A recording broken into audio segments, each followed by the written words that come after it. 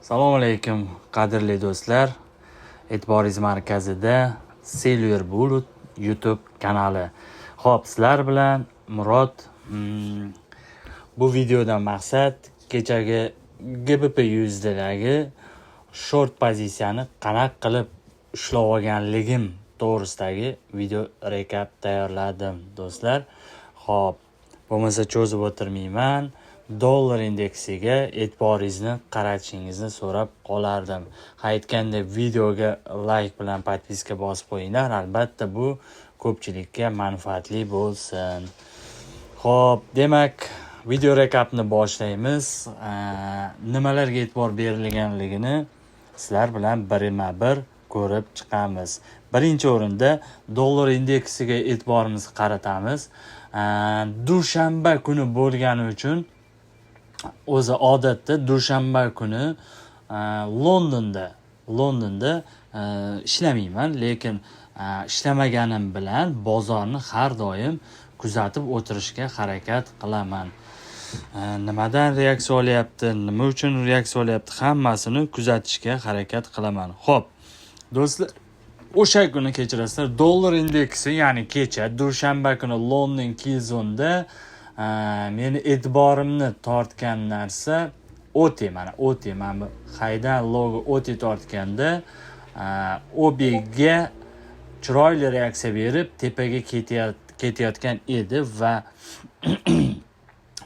mana bu kun, mana dushanba kunida ochilishi edi va dollar indeksi chiroyli MMXM, ya'ni MMBM Market Maker Buy modeli ko'zimga tashlandi va OTdagi OBning ichida agressiv qaytish, ya'ni SMR ni ko'rib qoldim. Va shundan keyin OC, SMR va yana trend bo'ylab Market Maker Buy modeli bo'layotganligi uchun dushanba kuni mana last stage of distributiondagi harakatni, ya'ni mana bu harakatni o'tkazib yubormaslikka qaror qildim va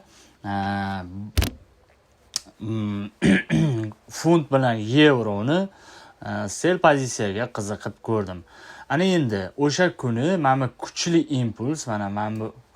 impuls o'zi nima uchun o'sha kuni bunaqa dollar keskin ravishda ko'tarilib ketganligini tushuntirishga harakat qilaman. Ya'ni o'sha kuni men to'g'risi bu newsga e'tibor berganim yo'q. AQSh bilan Xitoy 90 kun davomida bojlarni sezilarli darajada kamaytirishga kelishib oldilar, deyapti va Washington Xitoyga bojlarni 30% ga, Pekin esa AQSh importiga bojlarni 10% ga qisqartirishga e'lon qildi. Va aynan shu sabab dollar indeksi 1% dan oshiq ko'tarildi va tilla va boshqa dollarga qarshi valyutalar pasayishi kuzatilmoqda deb aynan mana shu AQSh bilan Xitoyni kelishuviga asosan dollar keskin ravishda ko'tarilib ketdi. To'g'risi bu narsani men o'zim ko'rganim yo'q va e'tibor berganim yo'q. Meni faqat e'tiborim markazida dollar indeksidagi MMAM, ya'ni Market Maker Buy modeli meni qiziqtirib turgan edi. Bu yangilikka men e'tibor bermagan edim. Xo'p, dollar indeksi Market Maker Buy model last stage of distribution va bitta korobka menga yasa bergandan keyin уже men mana buy side'ga hujum qilish planida yevro va funtga sekin qaradim va yevro va funtda e'tibor berishlaringizni so'rayman. Aziyalarni ustida SMT ko'rib qoldim. Mana Aziya high'ni GBP USD yechyapti va 1 soatlik FVG'dan pastga qarab qiyshayishni boshladi. Yevro esa Aziya high'ni yecha olmadi va kuchli SMT ko'rdik. Va bu vaqt aynan London Keyzonning 3am ga New York vaqti bilan 3am ga to'g'ri keldi va Londonda banklar ochilish vaqtiga to'g'ri kelgani uchun katta impuls ko'rdik. Ana endi hali kichkina time frame'ga nimalarga e'tibor berganimni aytib o'taman. Endi savol kelib qopti, nima uchun funt bilan yevroda aynan funtda zerka olindi degan savol kelib qopti. Do'stlar, qaranglar. Bitta narsani e'tibor beringlar. target masalasi. Birinchi o'rin сделкаga kirishdan oldin biz targetni har doim aytganman. Target biz uchun muhim deb. Va mana bu yerda kompressiya sell side juda ham chiroyli turgan edi funtda va funtni o'sha PDLga bo'lgan hujumi yaxshigina соотношение men uchun berayotgan edi. Ya'ni 80-90 pips orasida bo'lganligi uchun men aynan funtga qiziqdim. Va qaranglar, dollar yevroda juda ham yaqin turgan edi. PDL juda ham yaqin turgan edi. O'shaning uchun va mana ko'ryapsizlar, bir PDLni yechib ketgan Aziyani lowi.